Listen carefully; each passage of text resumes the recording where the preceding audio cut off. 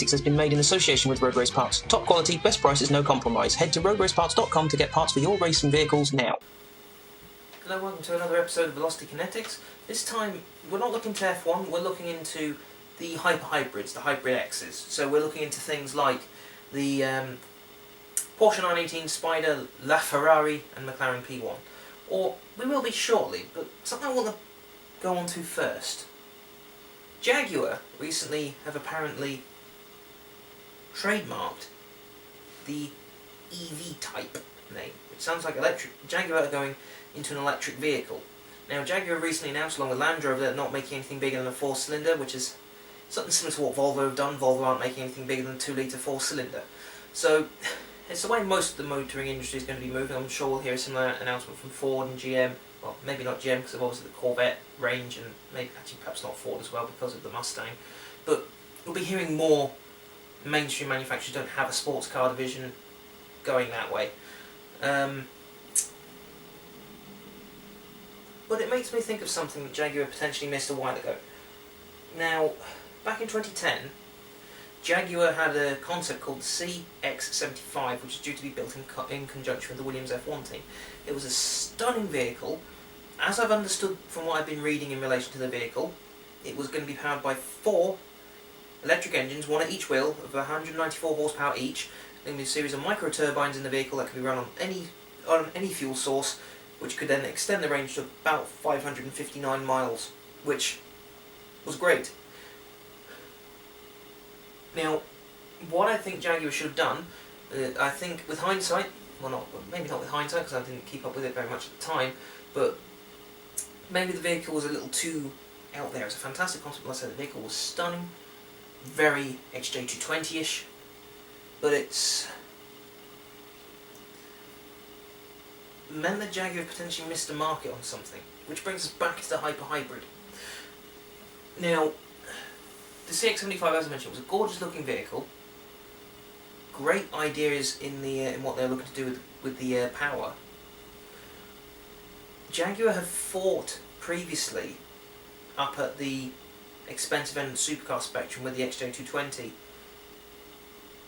Why did they not have another crack at it? It could have been a fantastic way of manufacturer they're making decent money on the XF and the new F-Type, and I'm trying to think of the new vehicle, that new saloon that's on the XE and the XJ. They're making good money, but they could have made huge cash sales if they turned this vehicle into something.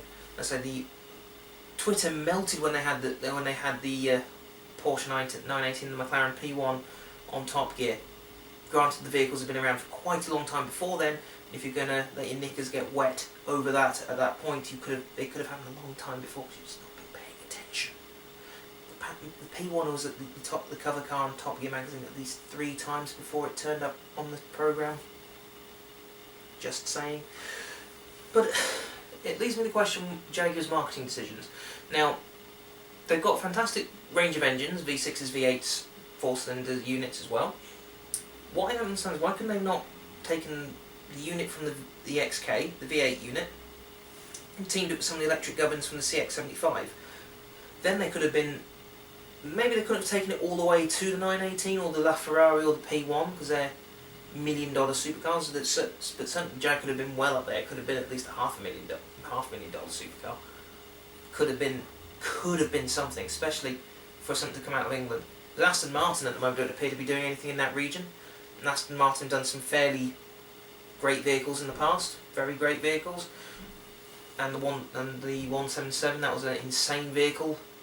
Never heard a lot of it, never saw a lot of it, but it was an insane vehicle. And let's say Aston don't seem to be going down that route at the moment. That's not to say they aren't working on it, it's just not very public. So Jag could have taken the thunder from all British sports car manufacturers and gone, right, we're on the hybrid market. It's wrong to say it would have been on a budget or it would have been affordable, but it would have been a great take on it. Because Jag could have even done it. Jaguar make great GT cars in the form of the F-Type and the XK. I would class them as GTs, not necessarily sports cars. More GT because they're don't get me wrong, they're great eating up. They're great at eating up country lanes and going around corners, etc.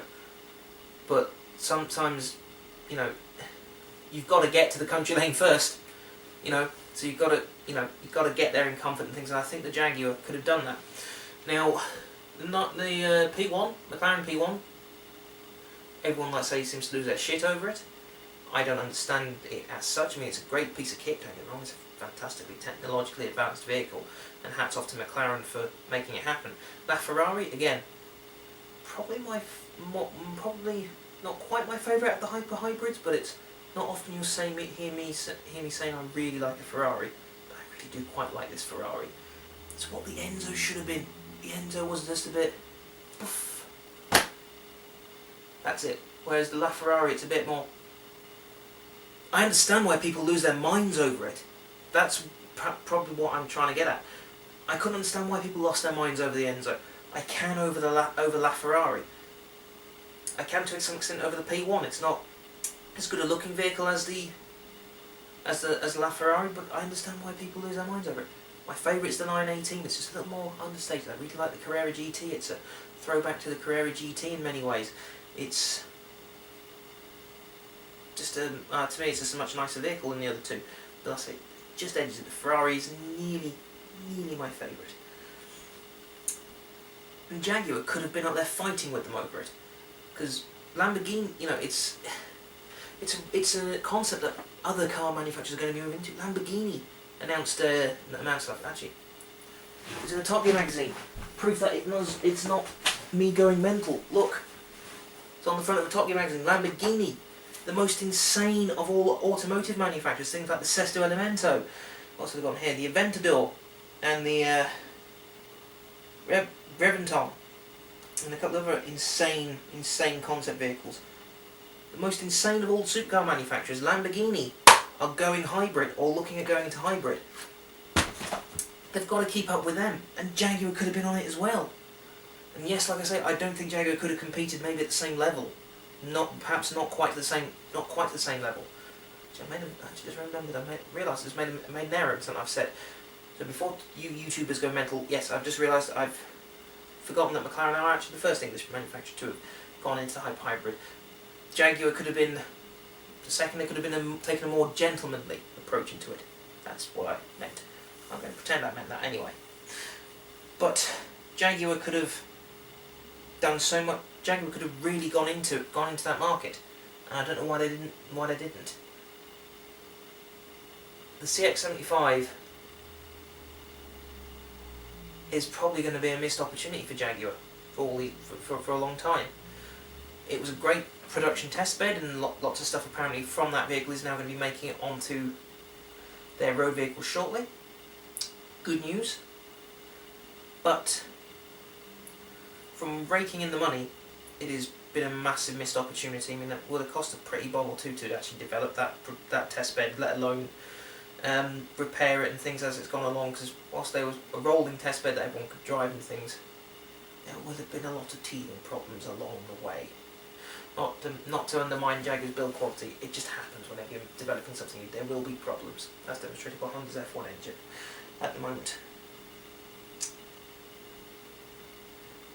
Now, back on the hybrids, I was sceptical when I heard about it all. I was excited but sceptical. Excited, going to have a new cover for hybrids, not the Prius, not the Honda Insight. Have something that makes you excited, make something that you're going to want on a poster on your bedroom wall. And that seems to be delivered. There is no right or wrong choice in that market, in my opinion. The LaFerrari doesn't use electric power in the same way the Porsche and the McLaren do. Those two can run just on electric. Granted, they're not very far, but they can just run on electric.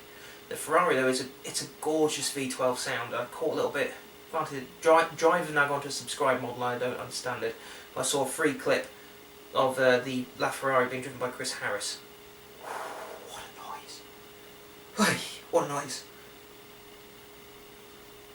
There is no right or wrong decision. You can debate it. You can have a debate for as long as you want. You can have a mass debate. But at the end of the day, they're all fantastic pieces of technology. They're all great steps over what's currently on the market. The Bugatti Veyron, which was a technological milestone for a long time, and it has been a technological milestone for a long time, and in many ways still is the milestone. It's not sitting as comfortably as it once was, and Koenigsegg are rapidly catching up. Koenigsegg haven't gone into the hybrid at the moment, they've just gone insane. They've sipped on the Pagani crazy juice, I think, or Pagani sipped on the Koenigsegg crazy. They both sipped on crazy juice, but the Bugatti is not sitting as comfortably as it was. These things are technological showcases, and it's not like it's just a random concept that someone will have this to you in sometime. They're out there now if you're lucky enough to ever see one, let alone drive one. And Jaguar could have been part of it. And that's really the crux of that point I keep making in this video. Jaguar could have and should have been part of it. And if anyone from Jaguar ever watches this, one, why aren't you making another XJ220? But two, get on it. Get it into production. It really isn't that difficult of a decision to make. You know, I'm interested to see what the EV type's going to be when it comes out. If it comes out, like I said, they made the trademark. Doesn't mean to say that it's definitely going to happen. They could just be future-proofing. You know, stopping people registering patents that they then have to buy off people. Could Jaguar go all electric? It's possible. Certainly would be intriguing to see a hybrid XJ. Well, most of those limos seem to spend most of the time at slow speed, so a hybrid version is not a bad idea. Hybrid version of the F-Type or the XK? Again, maybe with a push-to-pass curve system, not a bad thing. XF? XE? Maybe. They could perhaps work on hybrids, probably a plug-in hybrid model, which is probably what the C-X75 would have to have done to remain competitive. Into what Porsche and McLaren did with their hybrids, so who knows? But certainly, I can see it working on the Jags. It would work, it would probably refine their road manners. Jaguars, I don't mean to imply that Jags have bad road manners, as in, it would just, it's the equivalent of a guy being in a nice suit, sort of stood there, but then sort of doing his tie up nice, putting his tie up, making sure the top button's up, straightening out the collars, the cuffs, on his suit jacket and the sleeves on his suit jacket. You know, it's just a question of sort of, alright, I'm in power here situation. I really hope that happens. It's something that we're all going to be moved to. Actually, it's fairly similar to what Volvo are doing in some ways. Volvo are going with the no bigger than 2 litres and 4 cylinders and boosting it with hybrid power. Probably what Jaguar are going to do. It's probably going to be what everyone does, actually, thinking about it. Everyone's probably going to make a smaller, everyone's going to cap off what size engine they make, probably. Or at least the people who can't compete with BM and Merc to keep throwing money at stuff. And then they'll probably top it off with a hybrid system, which temporarily it's going to drive the cost of vehicles up to purchase. In the long run though, everyone's going to benefit. You're going to spend, granted, you're going to spend more money buying the vehicle, but it'll be quicker to see a return. I think it'll be quicker to see a return on it. It's going to be nicer to walk down. Well, it's not. In some cities, it's not nice to walk down streets because it's choked with fumes. There's going to be fewer fumes to be choked on. You know, everyone's going to just generally be happier with better quality built cars. Because I think with that, it's going to come better quality. You can't just sort of shove that sort of electric system in and go, we're done, going home. But no, we've got to put it in, make sure it works. And, you know, everyone's going to have attention to details. Not quite going to be an en masse luxury car marketplace, not by any stretch of the imagination. And things like your Ford Focuses, Nissan Micras, Honda Civics, etc., they're probably not going to be kitted out with that. It's probably going to be on saloons, estates, luxury limousine at saloons, etc. Maybe even some 4x4s. But it just means that they're all going to be that little bit more refined than what they were previously.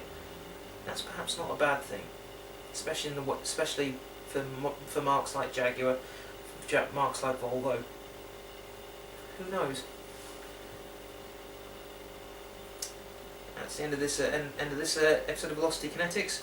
Please don't forget to head over to our partner, roadraceparts.com, to pick up all your racing gear for all your racing needs, top quality and best prices.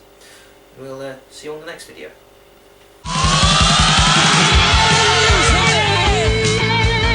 Velocity Kinetics has been made in association with Road Race Parts. Top quality, best prices, no compromise. Head to roadraceparts.com to get parts for your racing vehicles now.